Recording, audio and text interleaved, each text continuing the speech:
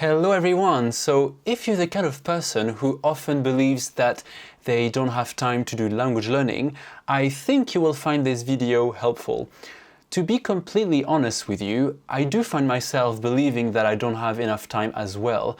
Granted, I'm not an overly busy person, but because I have an awkward timetable in the sense that I work during the day or sometimes in the evenings, at the weekend, etc. Well, it's not always easy for me to plan for language learning properly. In this video, I will offer you some tips to help you with your time management, but I would also like to go a little bit deeper by discussing how we typically see time in our society. Basically, most people, and that used to be me too, have believed at least once in their lives, I don't have time. It's so common to hear that it's become a set phrase. We don't really think about it.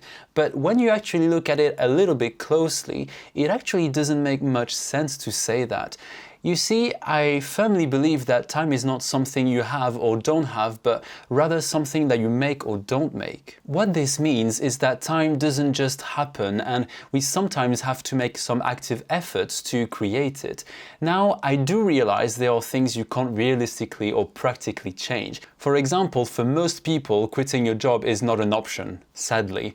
This means that to free up some time, you'll have to probably focus on other aspects of your life. What's important to integrate, in my opinion, is that time is much more flexible than we think. In the following examples, I will show you how I've managed to create more time in my life for the things that were really important for me. I am, of course, aware that all situations are different, so take these examples as inspiration only. So my first example is that I used to always say yes to things that people wanted me to do, such as going out, even if I didn't really want to. And there's definitely social pressure around this, but I think I'm just realizing that life is too short to always try to accommodate other people and please other people. I'm not perfect in that area yet, but I think I've become much better at saying no. And that has freed up a lot of my time, because that means that when I'm saying no to someone, I can use that time to do things that I really want to do, such as language learning, for example. Basically, I realized that I was giving away too much of my precious time. My second example is about my jobs and my YouTube channel, which require me to work from home sometimes. So I need to do my videos every week, I need to prepare my lessons every week, and etc.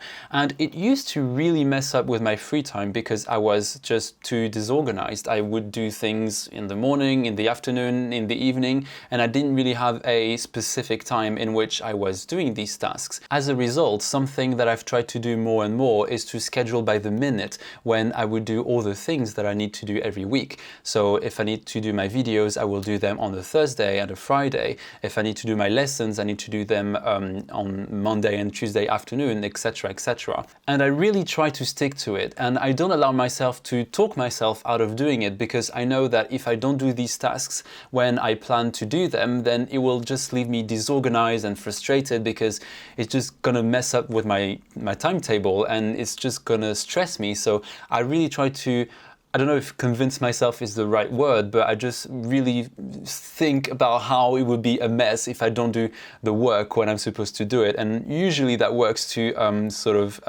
convince me to do it. The third thing that I've tried to do more recently is to switch off my phone at 9 or 9:30 and try to do things that don't involve social media, screens, and not doing anything productive, but instead doing things such as, reading, because it really gives my brain a bit of a rest. And I like not, being disconnected from my phone a little bit, not having notifications, not always being stimulated by things that happen on my phone, which I think really make your brain tired. And that means that I can, as I said, just focus on things that are more relaxing, and I just, generally speaking, feel more relaxed. And if I want, I can also do language learning. If that's what I want to do, I can read in another language or just read in English, French, whatever. And I can just catch up on my messages in the morning. And that's something that's quite difficult, because we are in a society where we are addicted to our phones most of the time. And to have a bit of a break is difficult at first. But after a while, it gets much easier, because your brain knows that it's resting time and you're not going to be on Facebook or Twitter or whatever being unproductive, but actually you're going to relax and get ready to go to sleep soon. Fourth thing is I try as much as possible to plan everything ahead of time to avoid emergencies. What I mean by emergencies is things that you need to do at the last minute because you forgot to do them earlier because you just didn't plan to do them or you weren't organized enough. So that means that I'm not doing my grocery shopping at 8 p.m. because I run out of food. And making to-do lists is what has helped me to do that.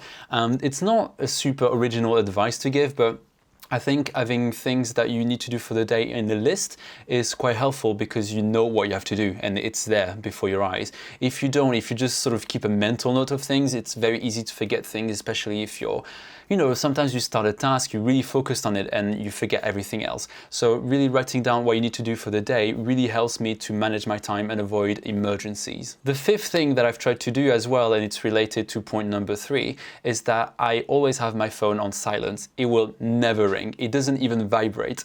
So that means that if I'm working, I can just put my phone next to me. I don't have to, play with it to make it silent for an hour or so. I just put it behind me. I'm not paying attention to it and I can just focus on my language learning, my editing. And it saves time because when you're doing a task fully focused, instead of, being interrupted every 5 or 10 minutes, you're more focused, you do more, and you will see that a task will take less time than it would if you were constantly interrupted. And actually, when you think about it, do you really need to be notified for every message that you receive? Like, most of the time messages are not that important and they can wait half an hour or 2 hours or even more.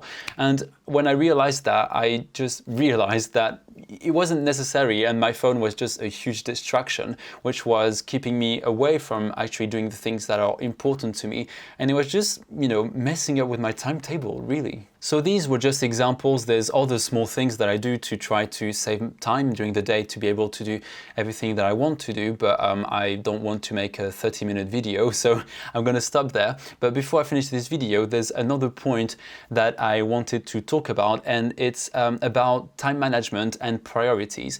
So we can apply all the tips in the world that we want to manage our time, but there's one truth that we need to face is that we only have 24 hours in a day. I think that's quite obvious, right? And that means that you can't do every little thing that you want to do in a single day. And if you want to optimize that time, you're going to have to prioritize these things that you do. That can be difficult, especially for people that are stuck in the I don't have time mentality. But I think it's very important to realize that it is possible to free up time in your life. To illustrate this, I'm going to use a slightly extreme example, but imagine that your house caught fire. I'm pretty sure you wouldn't just think, oh, I don't have time for this. You would immediately do something about it, right? And to me, even if it's a very extreme scenario, I think it does show that if something is really important to you, then you can find time for it. And that's great news because if you prioritize your time properly, you get to do all the things that are important to you. Now, I don't think there's an easy way to figure out what's important for you to do in your life or not do, but here's a couple of things that you can take into account which hopefully will help you make that decision. First of all, think of an activity and consider what the consequences would be if you stop doing it. If the answer is I would be in jail or I might die, then it's probably important for you to do that thing. If on the other hand, the answer is something like I wouldn't actually mind or everything would still be okay, then that's something you could potentially stop doing or do less of. The second question, which might help, is does that make you happy or feel good? If it doesn't, and the consequences of not doing that thing is not really important, then you probably know what to do. So that's it for this video. Before we finish, I just wanted to emphasize on how important it is to actually plan things ahead if you find yourself in a I don't have time mentality. The overall idea is to be solution-oriented, and if you indeed find yourself in a situation where you feel like you don't have time, then what is it that you can do to free up some time? It can be easy to think that you don't have time and that's it, but actually we can always find strategies to create the time we need. So that's it for today. I will see you next week, and bye!